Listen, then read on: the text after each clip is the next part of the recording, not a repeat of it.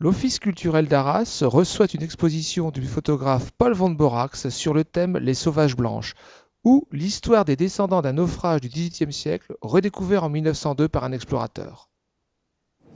D'où vous vient l'idée de cette exposition sur les sauvages blanches? Alors, cette idée, en fait, est née d'une bêtise que j'ai fait avec une amie. Un jour où je m'ennuyais, j'ai appelé une copine qui est modèle et qui est comédienne par ailleurs.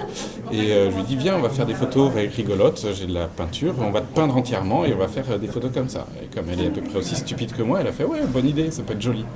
Et donc elle est venue et donc on l'a peinte, on a fait les photos et ça a donné la première sauvage. À la suite de ça, comme on a trouvé que c'était très joli, surtout moi, eh bien j'ai écrit une histoire et avec cette histoire, on a développé les sauvages blanches avec l'aide d'une maquilleuse qui s'appelle Anne Arnold. Vous nous offrez ici un imaginaire, véritable reportage ethnographique d'une découverte d'explorateurs en 1902.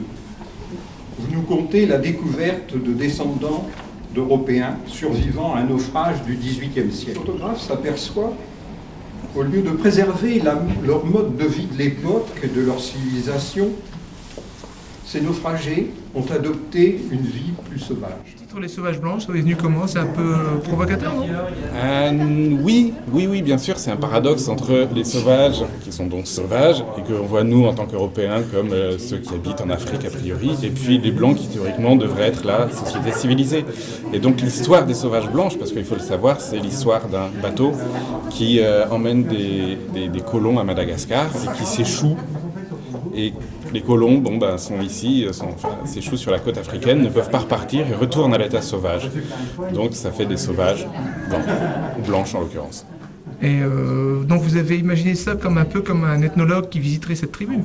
Donc c'est l'histoire d'un explorateur qui remonte le long de la côte africaine et qui tombe sur un vieux gréement qui a été perdu, parce que dans les annales il y a tous les bateaux perdus et qui connaît ça, et qui tombe sur ce vieux gréement perdu. Il se dit mais ok, je débarque et puis je vais voir ce qui se passe. Et il débarque et il tombe sur toutes ces sauvages qui sont retournés à l'état sauvage.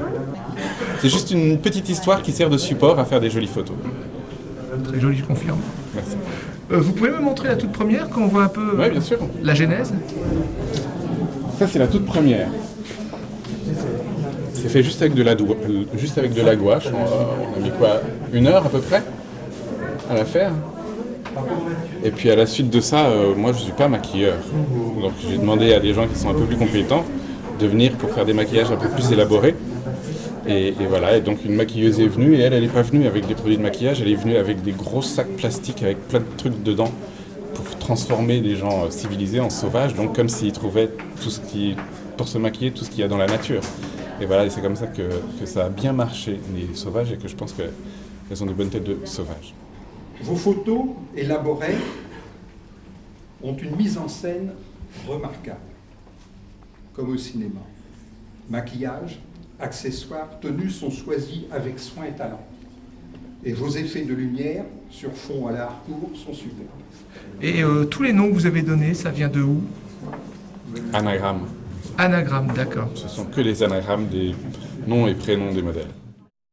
Organisée par Incarna et l'Office culturel d'Arras, l'exposition Les Sauvages Blanches de Paul Van Borax est visible Galerie de l'Office culturel 61 Grand Place jusqu'au 6 octobre.